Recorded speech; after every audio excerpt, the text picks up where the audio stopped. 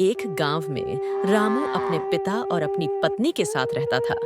रामू की शादी के 5 साल हो चुके थे, जिसकी वजह से उसके पिता हमेशा चिंतित रहते थे, क्योंकि रामू की अभी तक कोई संतान नहीं हुई थी।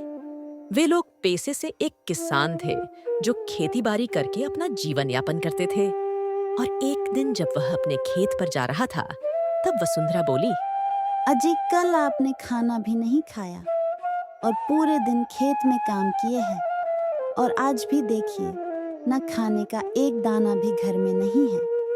पिताजी भी कल से कुछ नहीं खाए हैं। आखिर ऐसा कब तक चलेगा जी? भगवान पर भरोसा रखो वसुंधरा। आज मैं खाने का इंतजाम कैसे भी कर लूंगा। अच्छा ठीक है वसुंधरा, तुम पिताजी का ख्याल रखना, मैं जा रहा हूँ खेत पर। इतना कहकर रामू अपने खेत की ओर निकल पड़ा। फिर रास्ते में उसे एक बहुत बुजुर्ग महिला मिलती है। उसको देखकर ऐसा लगता है कि जैसे उसकी उम्र 200 वर्ष से अधिक है। उसको देखकर ऐसा प्रतीत होता है कि वह बहुत ही ज्ञानी है। और वह बुजुर्ग महिला रामू से कहती है, अरे बेटा, मेरे ऊपर दया करो। मैं बहुत दिन से भूखी हूँ। मुझे कुछ खाने के लिए दे दो। मैं 4 दिनों से कुछ नहीं खाई हूँ। मुझे कुछ खाने के लिए दे दो। भगवान तुम्हारी भला करेगा बेटा। अरे अम्मा, आपको देने के लिए तो मेरे पास इस पानी के सिवा कुछ भी नहीं है। अगर आप मेरी पानी पीकर अपना भूख मिटा सको तो लो अम्मा, आप मेरा पानी पी लो। रामू उस बुजुर्ग महिला को पानी दे देता है। फिर वह बुजुर्ग महिला पानी पीकर अपना भूख मिटा लेती है और बोलती है, बेटा, तूने मेरी इस बुरे समय में सहायता की। तूने अपनी हिस्से की पानी मुझे दी। मैं तुम्हारी किस प्रकार सहायता करूं बेटा? अम्मा, मेरी कोई संतान नहीं है। कृपया आप मेरे लिए ईश्वर से प्रार्थना करें कि ईश्वर मुझे संतान का आशीर्वाद दे। मैं लंबे समय से संतान की प्रतीक्षा कर रहा हूँ, लेकिन मुझे आपकी दुआ से आशा है कि ईश्वर मेरी प्रार्थना को स्वीकार करेगा और हमें संतान प्रदान करेगा। मैं भी तुम्हारे लिए ईश्वर से प्रार्थना करती हूँ। ईश्वर तुम्हारी मनोकामना जल्दी सुने और तुमको संतान का सुख प्रदान करें मेरे लाल। ऐसा ही कुछ महीनों तक चलता रहता है। और फिर एक दिन ऐसा होता है कि वसुंधरा के 2 बच्चे होते हैं। बापू, मैं जा रहा हूँ खेत पर। आप बच्चों को और वसुंधरा का ख्याल रखना।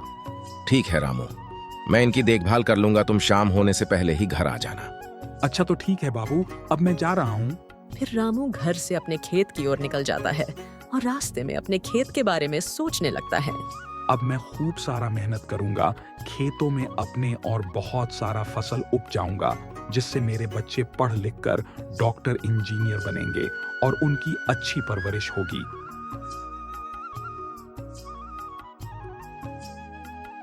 अब रामू पूरे दिन काम करने के बाद शाम के समय अपने घर की ओर चल देता है। और जब घर पहुंचता है, तब उसकी पत्नी बोलती है, अजी, क्या हुआ आपको? आपकी तबीयत सही नहीं है क्या? वसुंधरा, मेरी सेहत कुछ दिनों से ठीक नहीं है। डॉक्टर भी कह चुके हैं कि अब मेरी हालत में कोई सुधार की उम्मीद नहीं है। मुझे लगता है कि मेरा समय आ गया है। मेरी आखिरी ख्वाहिश यही है कि तुम इन बच्चों का अच्छे से ध्यान रखना। इन्हें कभी भी अपने प्यार और देखभाल से वंचित मत करना। अब यह पूरी तरह से तुम्हारी जिम्मेदारी है। वसुंधरा, मुझे विश्वास है कि तुम अपनी जिम्मेदारी अच्छे से निभाओगी। अजी, आपने इतना सब कुछ सहा है। मुझे पता है कि यह बहुत कठिन समय है, लेकिन मैं तुम्हारी बातों को दिल से मानूंगी। मैं अपने बच्चों की हर जरूरत का ध्यान रखूंगी। उन्हें प्यार और सुरक्षा दूंगी, जैसा तुम चाहते हो। उनकी हर खुशी और दुख में मैं हमेशा उनके साथ रहूंगी। मुझे सुकून है कि तुम ऐसी समझदार और ममता भरी माँ हो। अब मुझे शांति मिलती है, यह सोचकर कि मैं जा रहा हूँ, लेकिन मेरे बच्चों के पास तुम्हारा प्यार और सुरक्षा है। आहो, आपने पूरी जिंदगी उनकी अच्छी सी सेवा और देखभाल की है। मैं भी तुम्हारी तरह उनकी खुशियों की रक्षा करूंगी और उनकी परवरिश और अच्छे संस्कारों के साथ करूंगी। आपकी यादें हमेशा मेरे दिल में बसी रहेंगी और मैं इन बच्चों को आपकी तरह ही प्यार करूंगी। मैं आपकी यह विश्वास को कभी नहीं तोड़ूंगी। जी, आपकी यादों और आदर्शों को मैं हमेशा अपने दिल में रखूंगी और इनके साथ बच्चों को बड़ा करूंगी। इतना सुनकर वसुंधरा के पति की मृत्यु हो जाती है। वसुंधरा दिन रात मेहनत करके अपने बच्चों को पालने लगती है। यूं ही कई साल बीत जाते हैं। अब वसुंधरा के बच्चे जवान हो जाते हैं, तो वसुंधरा को अपनी बेटी की शादी की चिंता होने लगती है। बेटी, तुम्हारी शादी की चिंता मुझे बहुत परेशान करती है। तुम्हारे पिताजी चाहते थे कि वो तुम्हारी शादी बहुत ही धूमधाम से करेंगे, लेकिन मेरे पास इतने पैसे नहीं हैं कि मैं तुम्हारी शादी सही तरीके से कर सकूं। इतनी मेहनत के बाद भी मैं सब कुछ ठीक से नहीं कर पा रही हूँ। मैं चाहती हूँ कि तुम्हारी शादी में कोई भी कमी ना रहे। माँ, तुम परेशान मत हो। तुम्हारी मेहनत और प्यार ने हमें कभी भी किसी चीज की कमी महसूस नहीं होने दी। और अब तुम शादी की चिंता मत किया करो माँ। हम साथ मिलकर हर मुश्किल को पार कर लेंगे। माँ, तुम्हारा साथ ही हमारे लिए सबसे बड़ी उपलब्धि है। माँ, छुटकी सही कह रही है। माँ, भगवान जरूर कोई ना कोई रास्ता निकालेंगे। हमें भगवान पर भरोसा रखना चाहिए माँ। और कुछ ही महीनों में वसुंधरा अपनी बेटी की शादी यश नाम के लड़के से कर देती है। यश के पास दाल चावल का दुकान और थोड़े से जमीन थे, जिस पर यश खेती करता था और दाल चावल की दुकान से ही उन लोगों का गुजारा होता था। यश की माँ बहुत ही क्रूर और तानाशाही औरत थी। वह मालती को कोसती रहती थी। देखो तो ये कर्म जली जब से आई है, तब से मेरे को कोस कर खा गई है। न जाने में कौन सा पाप की थी कि ये मेरे घर में आ गई। जरा देखो तो इसे थोड़ा कैसे आवारा की तरह घूम रही है। शर्म लियाज है कि नहीं, या वह भी घोर कर पी गई। तेरे बाप ने तेरे को कुछ सीख कर भेजा था या नहीं? क्या हुआ है अम्मा जी? मेरे से कोई गलती हो गई है क्या? अरे रे, ये मेरे से पूछ रही है गलती हो गई है क्या? अरे तेरे से गलती कब नहीं होती है? क्या हाल बना रखा है? रसोई घर का अभी तक झाड़ू पोछा भी नहीं हुआ है। खाना का तो पता नहीं कब तक बनाएगी। हम लोगों को भूखे मारने की सोच रही है। क्या समय से कोई काम नहीं करती है? बस रानी बन के घर में टहलती रहती है। अम्मा जी, घर में बहुत सारी काम करने रहते हैं। इतने सारे काम एक साथ करना बहुत मुश्किल होता है। अरे खाना बनाना, झाड़ू पोछा करने को तो बहुत सारा काम कहती है। अरे जब तू नहीं थी तो मैं सारे काम समय से पहले ही कर दिया करती थी, लेकिन एक तू है, कोई भी काम ढंग से नहीं करती है। अगर मुझे पता होता कि तू इतनी बड़ी कम चोर है तो मैं अपने बेटे यश की शादी तेरे साथ कभी नहीं करती। इतना हो हल्ला सुनकर यश उन लोगों के पास आ जाता है। क्या हुआ है माँ? किस बात के लिए इतना चिक-चिक हो रहा है? अरे मैं क्या बताऊं, तू अपनी लाडली बीवी से पूछ ले। क्यों इतना हो हल्ला मचा के रखा है? सारा दिन कुछ काम नहीं करती है, दिन भर सज सावर कर बैठी रहती है। जो करूंगी मैं ही करूंगी। मालती, यह मैं क्या सुन रहा हूँ? सारा दिन तुम बैठी रहती हो और सारा काम माँ ही करती हैं। अजी, ये बात ईश्वर जानता है कि मैं कुछ काम करती हूँ या नहीं। सारा दिन काम करते हुए निकल जाता है, 1 मिनट आराम करने का भी समय नहीं मिलता। यह काम खत्म होता है तो अम्मा जी दूसरा काम बता देती है। अगर किसी काम को करने में देरी हो जाती है तो अम्मा जी मुझे उल्टी सीधी बातें सुनने लगती हैं। बगैर खाए पिए भूखे प्यासी काम में लगी रहती हूँ। यश यह बात अच्छी तरह से जानता था कि उसकी माँ झूठ बोल रही है और वह मालती से सारा दिन काम करवाती है। जब मालती खाना खाने बैठी है तो उसकी माँ मालती को काली पीली आंख दिखाती है, लेकिन इतना सब देखते हुए भी यश अपनी माँ की तरफदारी करता है और वह अपनी माँ के ही तरफ से ही बोलता है। मालती, तुम ये बहुत अच्छी तरह अपने दिमाग में बैठा लो। अगर तुमने आज के बाद माँ को परेशान किया या उन्हें कोई भी तकलीफ दी या घर का कोई काम नहीं किया तो मैं तुम्हें तुम्हारे घर पर छोड़ आऊंगा, फिर वहीं पड़ी रहना। अब खड़ी खड़ी मेरा मुंह क्या देख रही हो? जल्दी से मेरे लिए खाना लेकर आओ, मुझे खेत पर जाना है। यह सब सुनकर मालती की आंख भर आती है और उसको बहुत दुख होता है। फिर वह अपने पति के लिए खाना लाने चली जाती है। मालती को रोता देख यश की भी आंखें भर आती हैं और उसे बहुत दुख होता है। मुझे माफ करना मालती, मैं अपने माँ के आगे मजबूर हूँ। मैं जानता हूँ कि मेरी माँ तुमको तकलीफ देती है और तुमको हमेशा कोसती रहती है, लेकिन मैं भी क्या कर सकता हूँ? अगर मैं अपनी माँ को बोलूंगा तो गांव के लोग क्या बोलेंगे? जाने दीजिए जी, कोई बात नहीं है, आखिर माँ ही तो है, वह 2-4 बातें बोल ही देगी तो क्या हो जाएगा।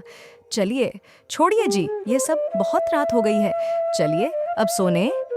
फिर अगली सुबह जब यह बात मालती को पता चली कि उसकी माँ का तबीयत बहुत ही ज्यादा खराब है और वह बचाने वाली नहीं है, तो वह तुरंत चली जाती है अपनी माँ के पास।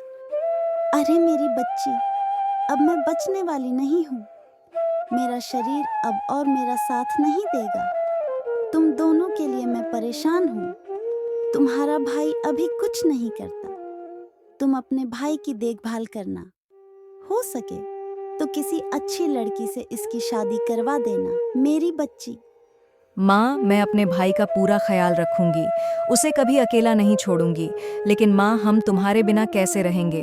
तुमने हमें कितनी मुसीबतों से पाल पोस कर बड़ा किया है और अभी अकेला छोड़कर जा रही हो माँ। हम लोग तुम्हारे बिना नहीं रह पाएंगे। मेरी बच्ची, यह तो जीवन का हिस्सा हम सबको एक न एक दिन जाना होता है। मेरी सबसे बड़ी ख्वाहिश है कि तुम और तुम्हारा भाई सुखी हो और मुसीबत में तुम दोनों एक दूसरे का सहारा बनाए रखना। माँ, हम आपकी कमी को कभी पूरा नहीं कर सकते, लेकिन हम वादा करते हैं आपकी दी हुई सिखों को कभी नहीं भूलेंगे और हर मुश्किल वक्त में एक दूसरे का साथ देंगे। आपकी उपस्थिति हमेशा हमारे दिलों में रहेगी। मेरे बच्चों, मैं तुम दोनों के साथ रहूंगी, तुम्हारी यादों में, तुम्हारे दिल में। इतना कहते ही वसुंधरा की मृत्यु हो जाती है। कुछ दिनों के बाद मालती के ससुराल जाने का टाइम आ जाता है। फिर मालती सोचती है, श्याम घर में अकेला कैसे रहेगा? पता नहीं वह अकेले अपना ख्याल रख पाएगा भी या नहीं, कैसे खाना बनाएगा, समय से खाना खाएगा भी या नहीं। उसे मेरे बिना सब कुछ संभाल पाना बहुत मुश्किल हो जाएगा। क्या मैं इसे भी अपने साथ ससुराल ले चालूं? लेकिन मेरे ससुराल वाले मानेंगे भी या नहीं? इसे मैं अकेला छोड़ भी तो नहीं सकती। एक बार घर वालों से बात करके देखती हूँ, क्या पता वो लोग मन जाए। इसकी जब तक शादी नहीं होती तब तक यह मेरे पास ही रहे तो अच्छा है।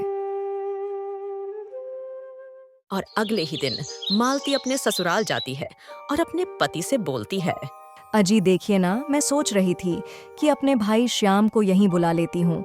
वह अकेला कैसे रहेगा? मुझे उसकी बहुत चिंता हो रही है। कुछ ही दिनों में उसका विवाह हो जाएगा तो वह यहाँ से चला जाएगा। यश की माँ सोचती है, इसके भाई को यहाँ रखने में कोई परेशानी नहीं होगी। 2 रोटी खाएगा और पूरे दिन काम करेगा। अगर तुम चाहती हो कि श्याम हमारे घर में रहे तो उसे चावल दाल के दुकान पे रहना होगा और सारा काम करना होगा और खेतों की देखभाल भी करनी पड़ेगी। उसके बदले हम उसे 2 वक्त का खाना दे दिया करेंगे। बेचारी मालती को अपनी सास की यह बात सुनकर बहुत दुख होता है, लेकिन वह कर भी क्या सकती थी। और उसका पति यह सारी बात चुपचाप बैठा सुनता रहता है। अपने मुंह से एक शब्द भी नहीं निकलता। ठीक है अम्मा जी, मैं आपकी शर्तों को मान लेती हूँ। मेरे भाई को कोई भी कठिनाई ना हो, यही मेरी इच्छा है। और अगली ही सुबह मालती अपने भाई के पास जाती है और अपने भाई को सारी बात बताती है।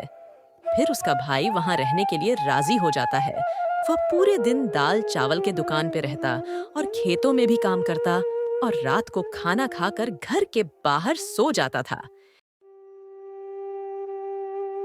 एक दिन जब वह दाल चावल की दुकान पे बैठा रहता है तो दुकान पे एक आंजन व्यक्ति आता है और उससे बोलता है, अरे श्याम, ये दुकान तुम्हारी नहीं है, लेकिन फिर भी तुम इतनी मेहनत करते हो, दिन भर दुकान पर रहते हो और खेती भी करते हो। तुमको कितना कष्ट होता है। तुम क्यों ना मेरे साथ चलो? ये सब छोड़कर मैं तुम्हें अच्छा काम दिलवा सकता हूँ। भाई, ये मेरी दुकान नहीं है, लेकिन फिर भी मैं इसे अपनी दुकान मान कर चलता हूँ, क्योंकि मैं अपनी बहन के ससुराल में रहता हूँ और मैं यह दुकान चलाता हूँ, जिसकी वजह से मुझे 2 वक्त की रोटी खाने के लिए मिल जाती है। देखो श्याम, अगर तुम मेरे साथ चलोगे तो मैं तुम्हें एक बड़ा आदमी बना सकता हूँ और तुमको एक अलग पहचान मिलेगी, जिससे तुम अपना जीवन अच्छे से बिता सकोगे और शादी करके अपना खुशहाल जीवन व्यतीत करोगे। तुम्हारी बात सही है, लेकिन मैं तो तुम्हें जानता भी नहीं हूँ। फिर तुम्हारे साथ मैं कैसे जा सकता हूँ? मैं यहाँ अपनी बहन के ससुराल में उसकी खुशी के लिए रहता हूँ। वह मेरी बहुत चिंता करती है, इसलिए मुझे लगता है कि मुझे कहीं और जाना नहीं चाहिए। अगर मैं तुम्हारे साथ गया तो मेरी बहन मेरी बहुत चिंता करेगी। वह मेरे बिना कैसे रहेगी? हम दोनों ने अपनी माँ से वादा किया था कि हर मुश्किल वक्त में हम दोनों एक दूसरे के साथ खड़े रहेंगे। मैं उसे अकेला छोड़कर कैसे जा सकता हूँ? तुम्हारी बहन एक अच्छी औरत है, लेकिन तुम्हें उसके ऊपर बोझ नहीं बनना चाहिए। तुम्हारी वजह से वह अपने ससुराल वालों से कितनी बातें सुनती होगी। तुम्हारी बहन के लिए भी यही बेहतर होगा कि तुम ऐसा काम करो जहां तुम खुश रह सको और अपने जीवन को बेहतर बना सको। हाँ, तुम सही कहते हो।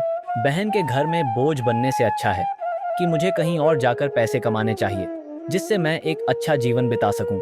मेरी बहन के लिए भी यही बेहतर होगा। मैं तुम्हारे साथ चलने के लिए तैयार हूँ। बहुत बढ़िया, चलो अब हम चलते हैं, हमें काफी दूर जाना है। श्याम अनजान आदमी के साथ चला जाता है। शाम को जब सोहन घर नहीं लौटता तो मालती को बहुत चिंता होने लगती है।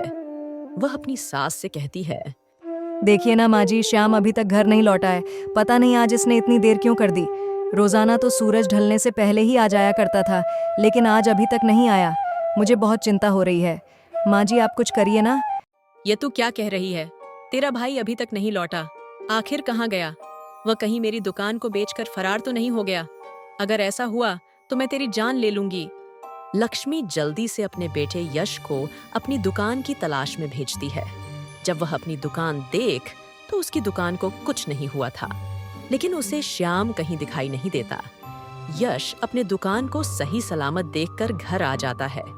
ऐसे ही कुछ दिन बीत जाते हैं, लेकिन श्याम का कोई पता नहीं चलता। सभी गांव वाले भी मान लेते हैं कि मालती का भाई मर चुका है। खैर, दिन महीने साल निकलते रहे। धीरे धीरे मलती अपने भाई को भूलाती रही, लेकिन तीज त्योहारों में जब आस पड़ोस की औरतें अपने भाई से मिलने जाती तो मालती अपने भाई को याद करके बहुत रोती। एक दिन अचानक मालती को अपने भाई का संदेश मिलता और वह खुशी से झूम उठती है। मालती जल्दी से पत्र खोलकर पढ़ना शुरू करती है। मेरी प्रिय बहन, मैं ठीक हूँ और एक अच्छा जीवन जी रहा हूँ। मेरे पास किसी चीज की कोई कमी नहीं है। कृपया तुम मेरे पास आ जाओ। फिर मालती तुरंत अपने भाई से मिलने के लिए निकल पड़ती है। अपने भाई की धन दौलत देखकर मालती हैरान रह जाती है। दीदी, तुम आ गई। मुझे लगा था कि मेरा पत्र आपके पास नहीं गया है। मैं तुम्हारे बिना यहाँ तक कभी नहीं पहुँचता। ये सारे धन दौलत तुम्हारे हैं। भाई, तुम ठीक हो। यही मेरे लिए सबसे बड़ी संपत्ति है। मुझे धन नहीं चाहिए। तुम हमेशा खुश रहो। इससे ज्यादा मुझे कुछ नहीं चाहिए। तुम बगैर बताए अचानक कहाँ चले गए थे? तुम्हारे बाद मेरा रो रो कर बहुत बुरा हाल हो गया था। मैंने तुम्हें हर जगह तलाश करवाया था, लेकिन तुम्हारा कुछ पता नहीं चला। कम से कम एक बार मेरे से बात तो दिए रहते हैं। मुझे अजनबी आदमी मिला था। उसने मुझसे कहा कि तुम यहाँ अपनी बहन के ऊपर बोझ बने हुए हो। मेरे साथ चलो, तुम्हें एक अच्छा जीवन मिलेगा। मैंने सोचा कि यह आदमी सही कह रहा है। मैं कब तक क्यों बहन के ससुराल वालों के टुकड़ों पर पलटा रहूंगा? एक ना एक दिन तो मुझे काम शुरू करना ही पड़ेगा।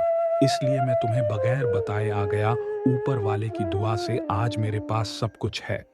अच्छा हुआ जो तू वहां से चला गया, वरना आज भी तू मेरे ससुराल वालों की गुलामी ही कर रहा होता। तुझे देखकर आज मैं बहुत खुश हूँ। भाई, तू अब शादी कर ले। तेरा घर बस जाएगा। फिर मुझे तेरी किसी बात की चिंता नहीं रहेगी। मैं शादी कर लिया हूँ दीदी। तुम्हारी भाभी का नाम मनोरमा है। आओ, मैं तुम्हें उससे मिलवाता हूँ। यश अपनी बहन को अपनी पत्नी मनोरमा से मिलवाता है। यश की पत्नी को देखकर मालती बहुत खुश होती है। ऐसे ही कुछ दिन बीत जाता है। फिर मालती बोलती है, अरे भाई, मैं तो अपने ससुराल को छोड़कर चली आई हूँ। मेरे पति बहुत ही ज्यादा परेशान हो रहे होंगे। अब मुझे जाना चाहिए उनके पास। और फिर श्याम बहुत सारे धन दौलत देकर अपनी बहन को वहां से विदा कर देता है। और जब मालती ससुराल पहुंचती है तो वह देखी है कि उसकी सास का देहांत हो गया था और उसके पति यश घर में अकेले बैठे थे। मालती, तुम आ गई। कहाँ थी तुम? इतने दिनों से मैं तुमको कितना खोजा, कहाँ कहाँ नहीं तुमको खोजा। आखिर तुम कहाँ चली गई थी? मालती, देखो ना, माँ को गुजरे हुए कुछ दिन हो गए। तुम्हारे जाने के बाद उनकी तबीयत बहुत ही ज्यादा खराब रहने लगी थी।